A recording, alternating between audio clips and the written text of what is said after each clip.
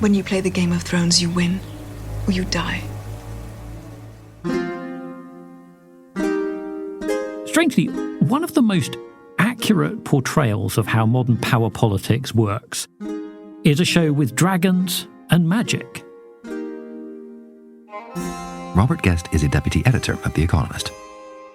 The HBO series House of the Dragon and the Game of Thrones franchise that it's part of have a disturbingly modern portrayal of the way politicians try to grab power, hold on to it, and exercise it. They can live in my new world, or they can die in their old one. The players are almost all breathtakingly cynical. Chaos isn't a pit.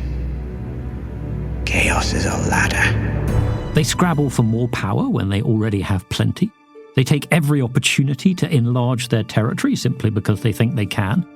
They pay no heed at all to the suffering of what they call the small folk.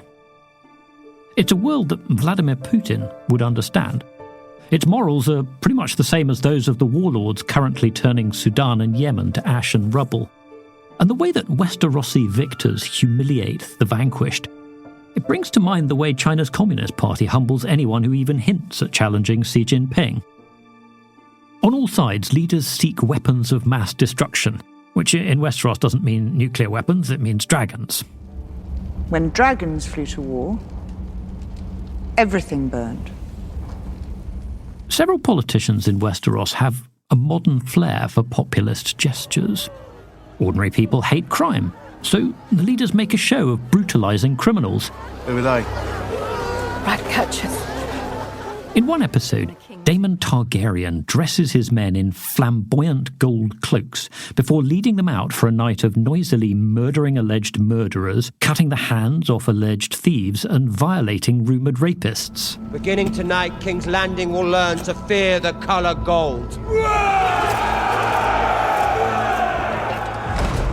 His tactics differ only in degree from those of Nayib Bukele, the president of El Salvador, who has rounded up tens of thousands of suspected gangsters, locked them up indefinitely, and shared videos of them stacked like semi-naked Lego bricks in overcrowded jails. Both leaders, the fictional one and the real one, want to look tough on crime. Neither fusses about due process. You can see in the most recent season of House of the Dragon echoes of the modern American political landscape. Aegon the Magnanimous, second of his name. The Magnanimous.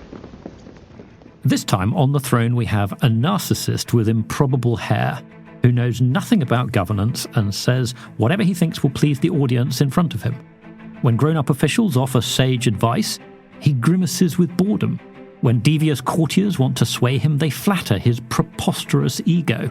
Now this is King Aegon Targaryen, but I don't know, maybe that reminds you of someone else. Yes, politics is a dangerous game. In Westeros, so many of those in power are stabbed, poisoned, or consumed by dragonfire that the viewer loses count. And the real world is only somewhat safer. In democracies, especially America, rulers face a real risk of assassination, as Donald Trump recently discovered. And in dictatorships, it's much rougher.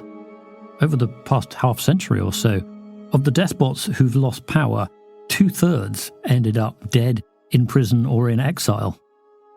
In politics, it's a good rule to trust no one and watch your back.